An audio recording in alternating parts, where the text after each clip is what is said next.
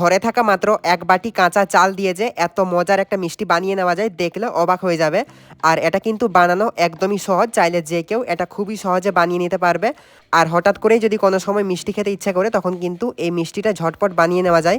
আর এটা কিন্তু একবার বানালে বারবার এটা খেতে চাইবে, এতটাই মজার হয় খেতে। আর কাউকে যদি এই মিষ্টিটা বানিয়ে খাও সেই কিন্তু বুঝতেই পারবে না এটা কাঁচা চাল দিয়ে বানানো হয়েছে। তো এই মিষ্টি বানাবার জন্য প্রথমে এরকম একটা বাটি নিয়েছি এই মিষ্টিটা সেট করার জন্য।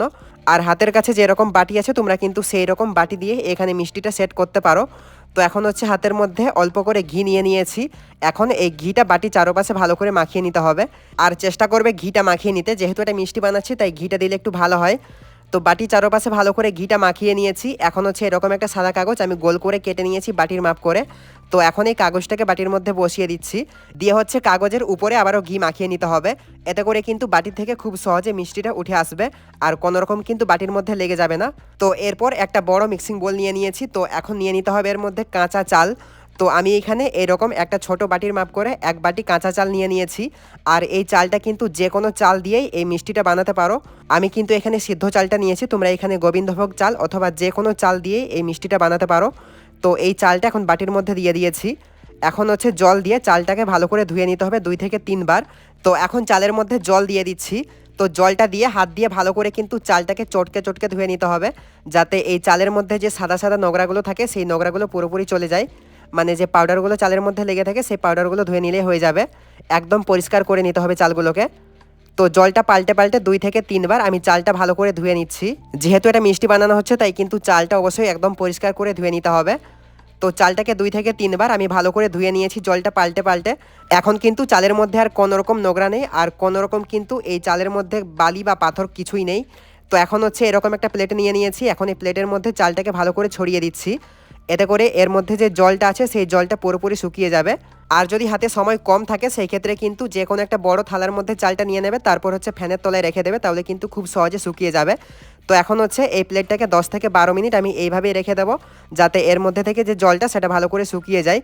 তো যখন দেখবে যে হাতের মধ্যে চালটা নিলে এরকম মুঠো করে ধরলে হাতের মধ্যে চালটা লেগে যাচ্ছে না, তখনই বুঝে নেবে এই চালটা ভালো করে শুকিয়ে গিয়েছে। তো এখন চুলে একটা কড়াই চাপিয়ে দিয়েছি। তো কড়াইটা ভালো করে গরম হয়ে গেলে নিয়ে নিচ্ছি এর মধ্যে 1 চা চামচ ঘি। আর এইখানে কিন্তু তেল দেওয়া যাবে না, সেই ক্ষেত্রে কিন্তু মিষ্টিটা খেতে নাও ভালো লাগতে পারে, তাই চেষ্টা করবে ঘিটা দিয়ে মিষ্টিটা বানাতে। তো ঘিটাকে দেওয়ার পর ভালো করে গলিয়ে নিয়েছি, দিয়ে কড়াই চারপাশে ভালো করে ছড়িয়ে নিয়েছি। তো এখন সে আগের থেকে ধুয়ে রাখা চালটা এর মধ্যে দিয়ে দিচ্ছি। তো চালটাকে দিয়ে প্রথমে চুলার আঁচটাকে একদম লোতে করে দিতে হবে। তো চুলার আঁচ একদম লোতে করে দিয়ে চালটাকে ভালো করে নাড়িয়ে নাড়িয়ে ভেজে নিতে হবে। তো চালটা ভাজতে ভাজতে যখন এরকম কিছুটা ভাজা হয়ে যাবে তখন হচ্ছে চুলার আঁচটাকে বাড়িয়ে দিতে হবে। আর এই সময় চুলার আঁচ মিডিয়াম বা হাইয়ের মাঝামাঝি রাখতে হবে। তো চুলার আঁচটাকে কিছুটা বাড়িয়ে দিয়ে এখন হচ্ছে চালটাকে আবারও কিছুক্ষণ ভেজে নিতে হবে। তো যতক্ষণ না পর্যন্ত চালটা ভাজতে ভাজতে চালটা ফুটে যাচ্ছে ঠিক ততক্ষণ কিন্তু এই চালটাকে ভাজতে হবে, যাতে চালটা ভালো করে গুঁড়ো করে নেওয়া যায়। তো 3 থেকে 4 মিনিট আমি চালটা ভালো করে ভেজে নিয়েছি নাড়াচাড়া করে নিয়ে। তো দেখো এখন কিন্তু চালটা এরকম মুড়ির মতো হয়ে ফুটতে শুরু করে দিয়েছে। তো যখন চালটা এরকম ফুটে যাবে তখন হচ্ছে এই চালটাকে চুলার থেকে নামিয়ে নিতে হবে। তখনই বুঝে নেবে চালটা ভালো করে ভেজে নেওয়া হয়ে গিয়েছে। তো এখন এটাকে চুলার থেকে নামিয়ে ভালো করে একটু ঠান্ডা করে নেব। এখন সেই কড়াইটা আবারও চুলার মধ্যে চাপিয়ে দিয়েছি। তো এখন নিয়েছি 100 গ্রামের মতো চীনা বাদাম। তো এখন এই বাদামগুলোকে কড়াইয়ের মধ্যে দিয়ে ভালো করে ভেজে নিতে হবে। আর বাদামগুলো ভাজার সময় কিন্তু চুলার আঁচ একদম হাইতে রেখেই ভাজতে হবে, তাহলে খুব সহজে ভেজে নেওয়া হয়ে যাবে একদম তাড়াতাড়ি। এই বাদামটা দিলে কিন্তু মিষ্টিটা খেতে অনেকটা বেশি মজার হয়। তোমরা এখানে কাজু বাদাম অথবা যে কোনো বাদাম দিয়ে মিষ্টিটা বানাতে পারো। তো বাদামটা ভাজতে ভাজতে যখন দেখবে যে এরকম ফুটতে শুরু করে দিয়েছে তখনই বুঝে নেবে বাদামগুলো ভেজে নেওয়া হয়ে গিয়েছে। আর এর থেকে কিন্তু বেশি ভাজতে যাবে না, সেই ক্ষেত্রে কিন্তু পুড়ে যাবে, খেতে তেতো লাগবে। তো তারপরে বাদামগুলোকে চুলার থেকে নামিয়ে ভালো করে ঠান্ডা করে নেব। ঠান্ডা করে নেওয়ার পর বাদামের খোসাগুলো ছাড়িয়ে নেব। তো এখন একটা মিক্সার জারের মধ্যে সে নিয়ে নিচ্ছি ভেজে রাখা চালগুলো। আর কারোর হাতের কাছে মিক্সার না থাকলে কিন্তু পাটায় পিষে চালগুলোকে গুঁড়ো করে নিতে পারো। তো সবগুলো চাল দিয়ে দেওয়া হয়ে গেলে এখন সেই বাদামগুলো নিয়ে নিয়েছি। আর বাদামগুলোর কিন্তু খোসাটা ছাড়িয়ে নিয়েছি ভালো করে ঠান্ডা করে নেওয়ার পর।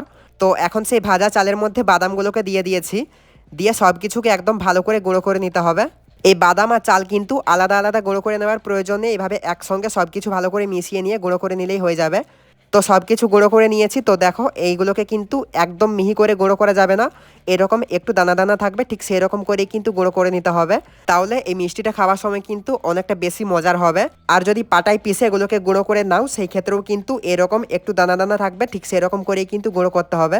তো এরপর মিষ্টি বানাবার জন্য চুলে একটা কড়াই চাপিয়ে দিয়েছি। তো কড়াইটা গরম হয়ে যাওয়ার পর এখন নিয়ে নিচ্ছি এর মধ্যে 1/2 লিটার পরিমাণে দুধ, মানে 500 ml মতো দুধ রয়েছে। তো দুধটাকে দিয়ে দেওয়ার পর এখন হচ্ছে ভালো করে দুধটাকে জাল করে নিতে হবে, মানে ভালো করে ফুটিয়ে নিতে হবে দুধটাকে। আর যদি তোমরা এখানে বেশি করে মিষ্টি বানাতে চাও সেই ক্ষেত্রে কিন্তু দুধের পরিমাণটা বাড়িয়ে নিতে হবে। তো দুধের মধ্যে যখন বলক চলে আসবে, যখন দুধটা ভালো করে গরম হয়ে যাবে, তখন হচ্ছে নিয়েছি এখানে 1/2 কাপ চিনি। এই চিনির পরিমাণটা কিন্তু একটু বেশি করে দিতে হবে। তো চিনিটা এখন দুধের মধ্যে দিয়ে দিচ্ছি। তো চিনি দিয়ে দেওয়ার পর এখন হচ্ছে চুলার আঁচটাকে একদম হাইতে করে দিতে হবে। তো চুলার আঁচ একদম হাইতে করে দিয়ে চিনিটাকে ভালো করে দুধের সঙ্গে মিশিয়ে নিচ্ছি। তো দুধের মধ্যে চিনি দেওয়ার পর চিনিটা গলে গিয়ে যেহেতু দুধটা আর অনেকটাই বেশি পাতলা হয়ে যাবে, তাই এই দুধটা কিন্তু আবারও 3 থেকে 4 মিনিট ভালো করে জাল করতে হবে। তো জাল করে করে কিন্তু আবার একটু ঘন করে নিতে হবে দুধটাকে। তো 3-4 মিনিট পর যখন দুধটা এরকম একটু ঘন হয়ে যাবে তখন হচ্ছে এটাকে চুলা থেকে নামিয়ে নিতে হবে। তো চুলার থেকে নামিয়ে নেওয়ার পর সেই কড়াইটাকে আবারও চুলার মধ্যে চাপিয়ে দিয়েছি। এখন হচ্ছে একটা ক্যারামেল বানিয়ে নিতে হবে। তো ক্যারামেলটা বানানোর জন্য এখানে নিয়েছি বেশ অনেকটা পরিমাণে চিনি। তো কড়াইতে দিয়ে দিচ্ছি। তারপর হচ্ছে নিয়েছি এখানে 3 থেকে 4 চামচের মতো জল। আর এই জল কিন্তু খুব বেশি দেওয়া যাবে না, সেক্ষেত্রে কিন্তু এটা সুগার সিরাপ হয়ে যাবে। তো জলটাকে দেওয়ার পর এখন হচ্ছে কোনোভাবেই নাড়াচাড়া করা যাবে না, এইভাবেই কিন্তু রেখে দিতে হবে চিনিটাকে। আর এই সময় চুলার আঁচ একদম হাইতে রাখতে হবে। তো চুলার আঁচ একদম হাইতে করে দিয়ে কোনোভাবেই নাড়াচাড়া না করে এটাকে এইভাবেই দেখতে হবে যতক্ষণ না পর্যন্ত এর মধ্যে কালারটা চলে আসছে। তো 3 থেকে 4 মিনিট পর যখন দেখবে যে কালারটা এরকম লালচে হয়ে গিয়েছে চিনিটা, তখন হচ্ছে ভালো করে মিশিয়ে নিতে হবে। তো নাড়াচাড়া করতে করতে যখন দেখবে যে ক্যারামেলের কালারটা একটু ডিপ ব্রাউন হয়ে গিয়েছে, তখনই বুঝে নেবে ক্যারামেলটা হয়ে গিয়েছে। তো যখন ক্যারামেলটা হয়ে যাবে তখন সঙ্গে সঙ্গে কিন্তু চুলার আঁচটাকে কমিয়ে দিতে হবে।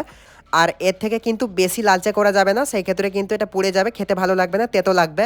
তো ক্যারামেলটা হয়ে গেলে সে আগের থেকে জাল করে ঘন করে রাখা দুধটা এর মধ্যে দিয়ে দিচ্ছি। তো সবটুকু দুধ কিন্তু দিয়ে দিয়েছি, এখন হচ্ছে ভালো করে মিশিয়ে নিতে হবে এটার সঙ্গে। আর এর মধ্যে দুধটা দেওয়ার পরে কিন্তু প্রথম প্রথম মিশতে চাইবে না, একটু আঠা আঠা লাগবে, কিন্তু নাড়াচাড়া করতে করতে ভালো করে মিশে যাবে। তো দুধটা ভালো করে মিশিয়ে নেওয়া হয়ে গেলে সেই কাঁচা চাল আর বাদামের গুঁড়োটা এর মধ্যে দিয়ে দিচ্ছি সবটুকুটাই।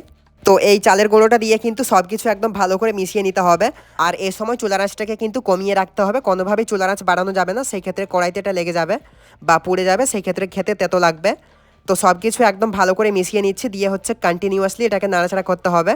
এই সময় কিন্তু নাড়াচাড়া বন্ধ করা যাবে না, সেই ক্ষেত্রে কড়াইতে লেগে যাবে। তো 1 থেকে 2 মিনিট ভালো করে মিশিয়ে নিয়েছি, যখন এরকম একটু ঘন হয়ে যাবে তখন হচ্ছে এটাকে চুলা থেকে নামিয়ে নিতে হবে। তারপর সেই আগের থেকে রেডি করে রাখা সেই বাটিটার মধ্যে সমস্ত মিশ্রণটা দিয়ে দিচ্ছি। তো সবটুকু মিশ্রণ এর মধ্যে দিয়ে দেওয়া হয়ে গেলে একটা চামচ অথবা একটা স্প্যাচুলা যে কোনো কিছু দিয়ে ভালো করে এটাকে ছড়িয়ে দিতে হবে বাটির মধ্যে। তো ছড়িয়ে দেওয়ার পর এখন হচ্ছে 30 থেকে 40 মিনিট এটাকে এক সাইডে রেখে দিতে হবে যাতে এটা ভালো করে সেট হয়ে যায়। আর চাইলে কিন্তু ফ্রিজেও এটা রেখে দিতে পারো, সেই ক্ষেত্রে আরও তাড়াতাড়ি সেট হয়ে যাবে। তো সেট হয়ে যাওয়ার পর এখন হচ্ছে ভালো করে বাটিটাকে উল্টে নিলেই কিন্তু খুব সহজে উঠে আসবে বাটি থেকে। এটা দিয়ে হচ্ছে কাগজটাকে তুলে নিচ্ছি। তারপর পছন্দ মতো শেপ অনুযায়ী কিন্তু এটাকে কেটে নিতে হবে। আমি এরকম লম্বা করে কেটে নিচ্ছি, তোমরা যে কোনো শেপেই কিন্তু এই মিষ্টিটা কেটে নিতে পারো। আর কেটে নেওয়ার পর এর মধ্যে চাইলে অল্প করে বাদাম অথবা যে কোনো পেস্তা ছিটিয়ে দিতে পারো, সেই ক্ষেত্রে দেখতে আরও ভালো লাগবে। তো দেখো মিষ্টিগুলো দেখতে কতটা সুন্দর হয়েছে আর কতটা লোভনীয় হয়েছে মিষ্টিগুলো। আর এটা কিন্তু বানানো একদমই সহজ, দেখে নিলে চাইলে কিন্তু যে কেউ এই মিষ্টিটা বানিয়ে নিতে পারবে বাড়িতেই। এখন থেকে যদি হঠাৎ করেই মিষ্টি খেতে ইচ্ছা করে তাহলে কাঁচা চাল দিয়ে এই মিষ্টিটা একবার অবশ্যই বানিয়ে দেখো, একবার খেলে এটা বারবার খেতে চাইবে, এতটাই মজার হয় খেতে। তো চলো এখন একটা ভেঙে দেখিয়ে দিচ্ছি ভিতরটা কেমন হয়েছে। তো দেখো কতটা লোভনীয় হয়েছে মিষ্টিগুলো। তো ভিডিওটা ভালো লাগলে কিন্তু বেশি বেশি করে ভিডিওটা শেয়ার করে দিও আর চ্যানেলটা সাবস্ক্রাইব করে নিও। তো সবাই ভালো থেকো, সুস্থ থেকো। তো চলো আজকের মতো টাটা, বাই।